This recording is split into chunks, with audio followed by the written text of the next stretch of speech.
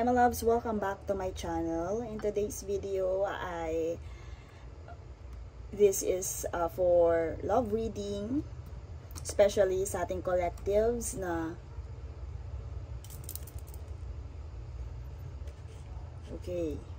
para sa ating collectives na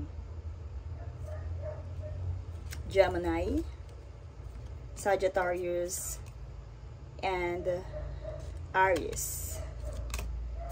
Sa ating collectives na Gemini, Sagittarius, and Aries. This is for you. And for pwedeng you are dealing with Aries, Gemini, and Sagittarius.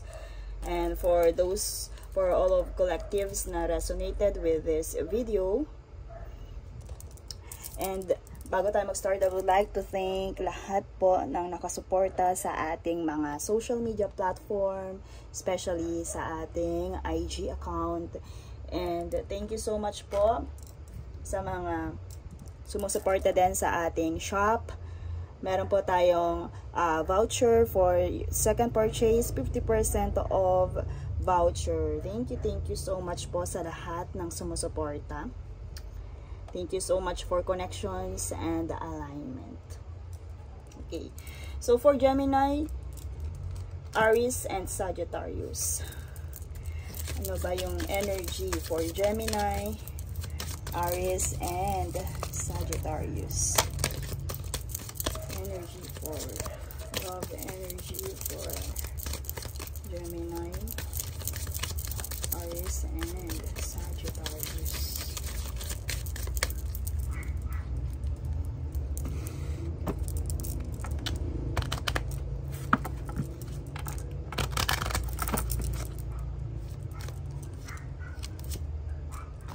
Children.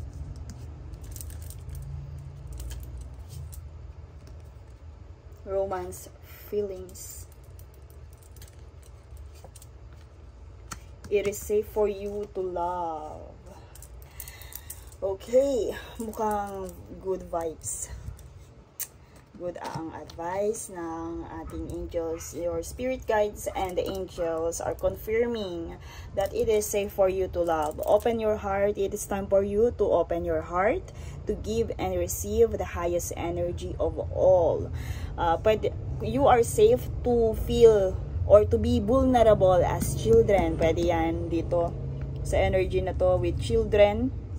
Your love life is being affected by children o mismo ikaw yung inner child mo. Your vulnerability, your innocent energy, it is safe for you. Sabihin na natin yun. I also feel na yung the full card energy na you are advised for this connection, for this romantic feeling, na you are on this safe, you are in the safe path. It is safe for you to love. It's time for you to open your heart and become vulnerable like children. Kumbaga, di ba, pag bata ka, ang bilis mong ma-in love, na-i-enjoy mo ang love. Ganon siya ina-advise ng iyong spirit guides, na i-enjoy ang romantic feelings na to. Because kung nararamdaman mo, kung merong nagpaparamdam sa'yo right now, these feelings are real and worth exploring. Time for you to explore. You are guided. You are being watched by your angels. Ano man ang mangyari. But they are telling you na, why don't you try? Why don't you try to love again? Maybe ito ay ating mga collectives na Sag, Gemini, and Aries na matagal or hindi pa ready ma-in love. Pwedeng yun. Pwedeng hindi ka pa nakakaranas ng ganitong love. Parang kumbaga sabihin natin, you are really not into love, or sabihin natin pusong bato, ganun ba yun? Okay, kasi andito yung children eh. The yielding heart, young and yielding heart. Very vulnerable. become very vulnerable pagdating dito sa connections or situations na paparating or nandyan na umaaligid, nagpaparamdam. Okay?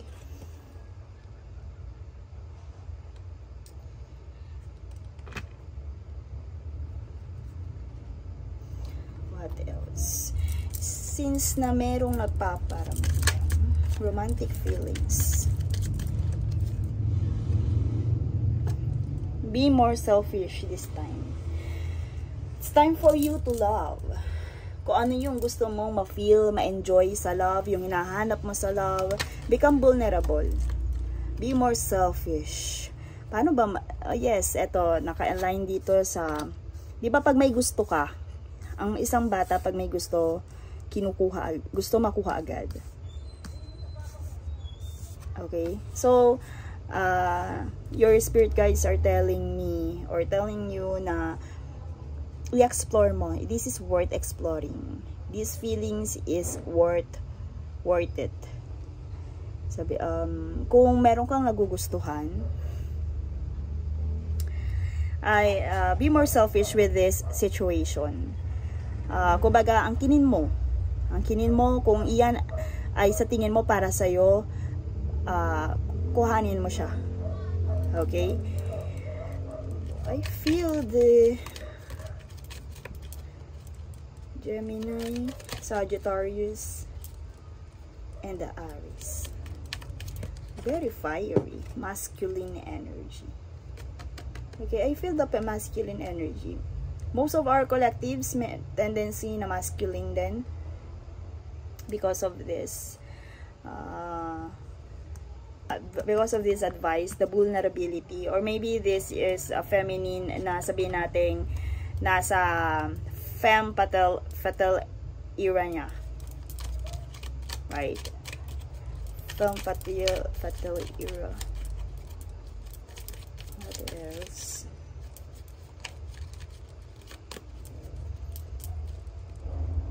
Love me. Okay, so ayan, the cards are really aligning. Love me.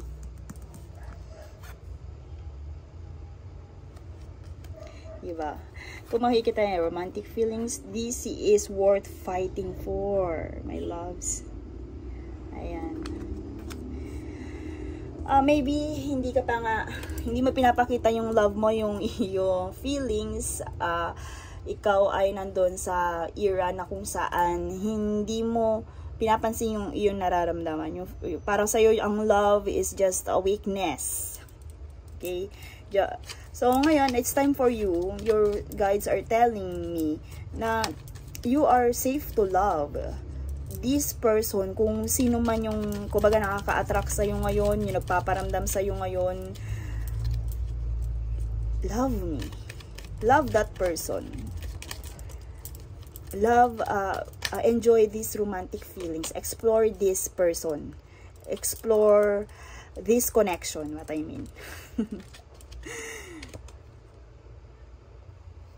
I just dream and wish for everything.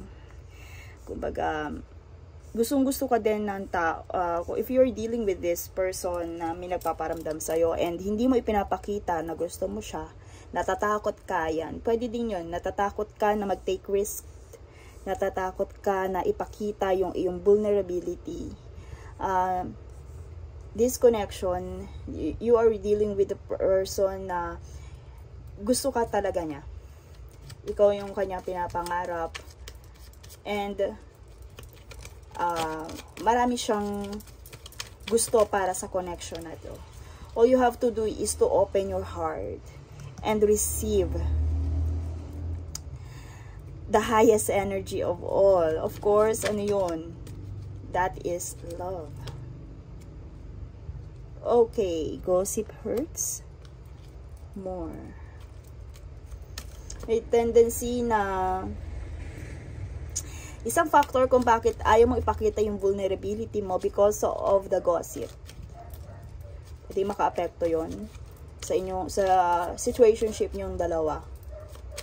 Kaya takot ka, natatakot ka dito sa romantic feelings and sa romantic situationship na to. But this, listen to your heart. Ano ba talaga gusto mo? Meron ka, maybe both of you, ikaw or siya, ay nakakarinig, or sabihin natin may mga sabi-sabi, may mga nanggagaling na sa iba about that person or about you, but your guides are telling you to listen to your heart. Ano ba talaga ang gusto mo? Yes, I can see na gusto mo, because your angels are telling you na it's time for you to love again. You deserve love. You deserve to give and receive love. So, listen to your heart. Hindi sa gossip na nakapaligid sa inyong dalawa. It's all about you and them and your person. Panindigan mo kung ano man yung kung yung situationship na nararamdaman ninyo. Be vulnerable with your person. Be vulnerable with your person. Ibigay mo yung love na sa tingin mo ay deserve niya, because yung person na to is gusto ka naman talaga niya. Maaaring isang nakakaapekto kaya nagdadalawang isip ka pa sa taong to or sa person na you are dealing with because of other comments na naririnig mo or naririnig ng isa nyo sa paligid. Okay, they are waiting for you. Okay? Hindi ka lang basta niya pinapangarap and wish for everything. You are dealing with a person that waiting for your decision. Okay, nasa sayo. I can feel my collectives, Sagittarius, Gemini, and Aries, babe, lovelies. Parang, I feel na ang tigas mo, na kailangan mo talagang maging vulnerable. Because lots of your spirit guides and teams are waiting for you and waiting for this connection and relationship to bloom. Yes, light. Super, alam niyo yung energy na ina-encourage, yung encouragement from the universe, yung blessings from the universe. Yung imagine your ancestors, spirit guides, and spiritual team are pushing you to this person. Pero para ang dami kasing, feeling mo ang daming palakid. Ang dami kasing side comments, ang dami mong naririnig na sa tingin mo ay magiging weakness mo lang itong taong to. Pero your angels and guides are telling you na it is safe sa'yo. And sabihin na natin na ano man ang mangyari, part 2. At ano man ang mangyari, natatakot ka man na harapin, maging vulnerable, natatakot ka maging vulnerable and mag-take risk dito, it brings light to you. Okay? This love brings light for you, my collectives, my Sag, my Gemini and Aries lovelies. Brings you light. Deserve mo na ma-in love at mahalin. Okay? Your angels are telling you na makakadagdag ng light itong connection and situation na to sa iyong buhay. Because the greatest love, the greatest energy or the highest energy of all is love. You make me want to do bad things. These persons are really like you, really love you. Marami siyang, sabihin natin, marami siyang kayang gawin for you, for this situation. Okay, I can see na may vulnerable, merong hard. Okay? Yun yung nafe-feel ko dito sa situationship na to. May vulnerable, merong hard. So, maybe you are the hard one. And kasi lahat ng ina-advise dito sa cards, ina-advise sa'yo is to become vulnerable like this. Like heart of this children, kung paano ma-in love ang isang bata, kung paano mag-take risk at hindi nag-iisip ng kung ano-ano. Diba? Ganun kasi ma-in love ang bata pag meron silang gusto nila makuha nila. Being more selfish with this person. Na kung gusto mo siya, kumbaga, they are willing na magpaangkin sa'yo. And 2 times wait, hinihintay ka niya, hinihintay nila yung decision mo. Kung ano yung magiging responses mo, they are waiting. Hindi mo kailangan magmadali, pero yun nga, kagaya ng sinabi natin kanina, right now, you are advised to open your heart. Okay.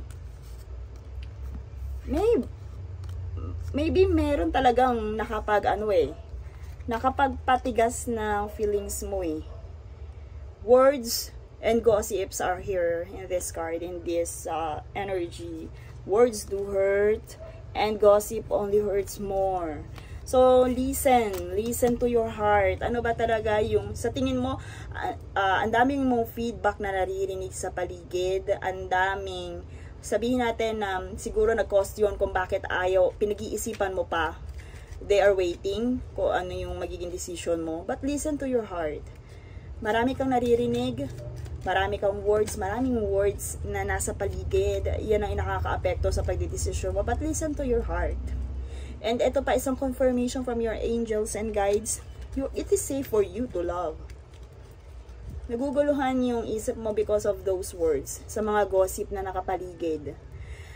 But personally, I advise you na kailangan siguro talaga ay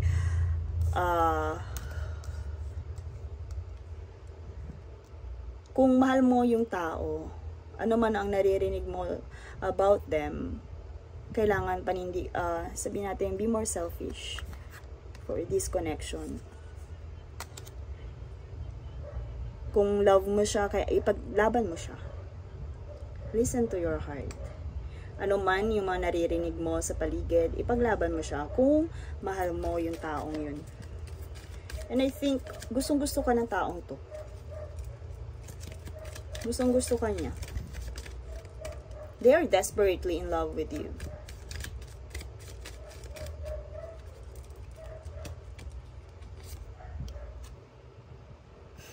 Diba? I lie awake thinking about our future, dreaming, thinking. They are obsessed. Okay? My hard one, my lovelies. Napaka-hard mo. I lie awake thinking about you. They really love you and they are obsessed with you. Ano na? Listen. Nararamdaman mo ba yun? Yung pagkagusto niya sa'yo? Maybe yes. But, may side comment. Siguro, may na-encounter kayong something na-encounter kayo na hindi maganda. Okay. This is telling me what do you want? Ano pa yung gusto mong makita? 44. What do you want? Ano pa yung gusto mong makita na sign para lang maging open ulit yung heart mo? Para lang mai-express mo yung feelings na to. Para lang maging vulnerable ka. Ano pa yung gusto mong makita na mga signs from them?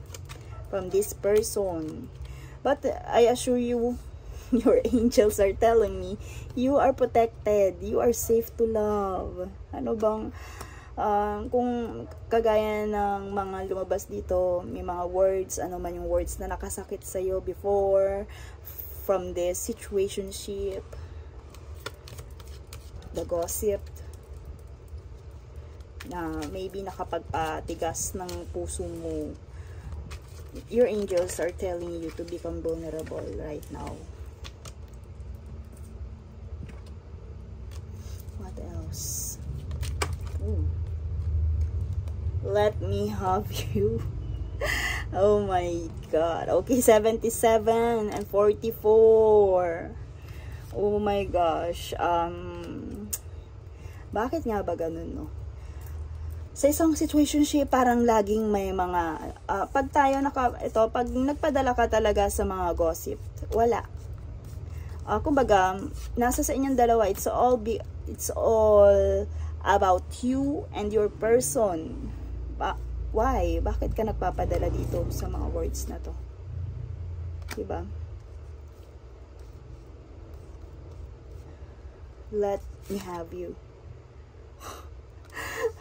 They are obsessed. Gustong-gusto ka ng taong to. You are dealing with a person na really love you. And it's all up to you. But listen. Listen to your heart. Listen to your guides. To the signs na ipinapakita sa'yo.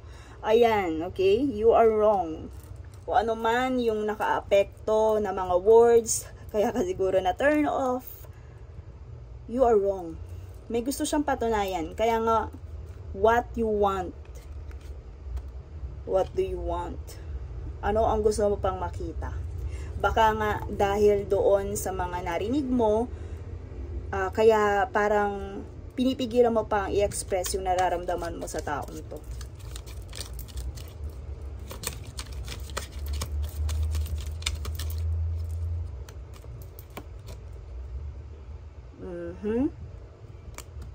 Gusto niyang gawin, willing siyang gawin kung ano man yung gusto mo, pero takot siya na i-open up yun sa'yo. I'm too afraid to talk to you about dun sa mga bagay na yun. Kasi nga, ayun, I'm too afraid to talk to you about doon sa iniisip mo, about doon sa umiikot sa yung isipan, about doon sa nagiging cause ng delay ng situationship na to. About doon sa decision making, or sabihin natin sa iniisip mo about sa kanya. Takot siyang i-open up yan sa'yo. But this person, willing ipakita, pero takot siya na, I feel na gustong-gusto ka ng taong to, pero takot siya sa'yo. Talagang hard siguro yung pinoportray mo, talagang personality, strong yung heart, na invulnerable. Tama ba? I'm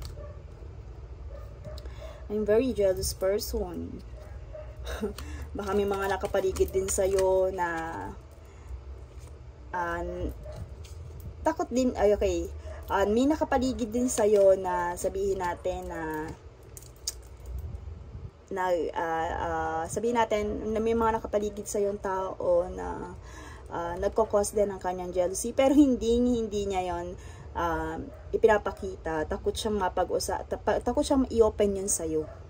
Okay, because right now ang tingin niya ay hindi ka into them, and natatakot siya na tuluyan mo siyang i-reject. I will do anything for you, diba?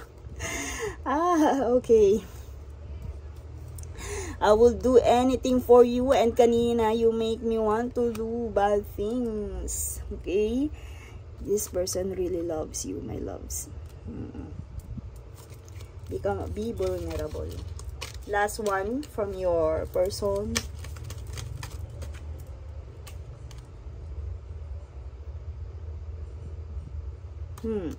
There is someone else.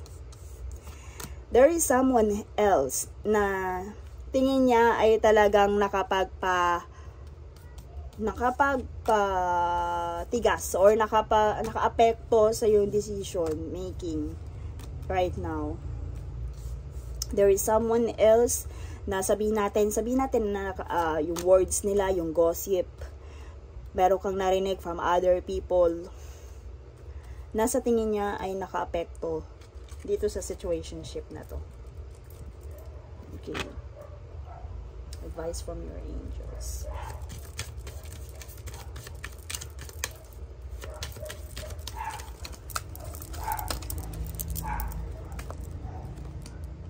in the near future. Okay, malapit na. Kung ano man yung gumulo doon sa isip mo, yung mga words na yon, yung gossip na yan, in the near future, mag-illuminate din kung ano ang totoo. Perfect timing. In divine's perfect timing, but kagaya na sinabi natin, ang focus nito, ng love reading nito is, right now, it is safe for you to love. Maybe this is perfect timing. Ito na yung divine timing para sa situationship na to. Okay. Pwedeng, I feel na yung near future, lilito din ang katotohanan. But, right now, your angels are telling you na to become vulnerable when it comes to this relationship or situationship. And ito, sa bottom ng card natin is forgiveness. Okay, right now, kung merong nakapagpa-turn off, nakapagpa-disappoint sa'yo for this person, right now, your angels are telling you to forgive them. It is safe for you to love. Okay, my loves? So, that's it for this love reading. I hope you really resonated. And please, update nyo ako kung ano man ang nangyari sa situationship na to in the comment section. Thank you so much and see you in my next one.